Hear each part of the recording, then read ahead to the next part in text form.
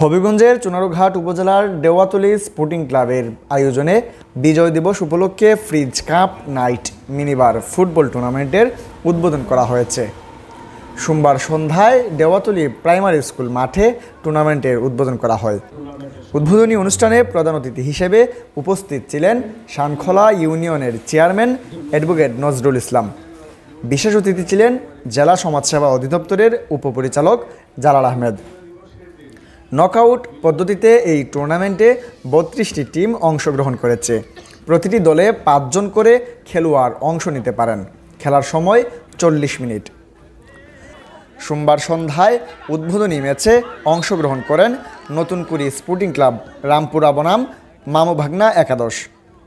খেলায় মামু ভাগনা একাদশকে 2-0 গোলে পরাজিত করে নতুনকুড়ি স্পোর্টিং ক্লাব বিজয় অর্জন করে।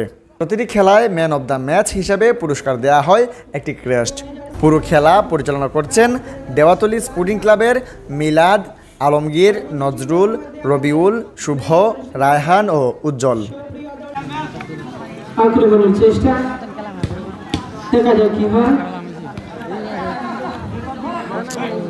মানবের দলের উপরে বল, আক্রমণের চেষ্টা,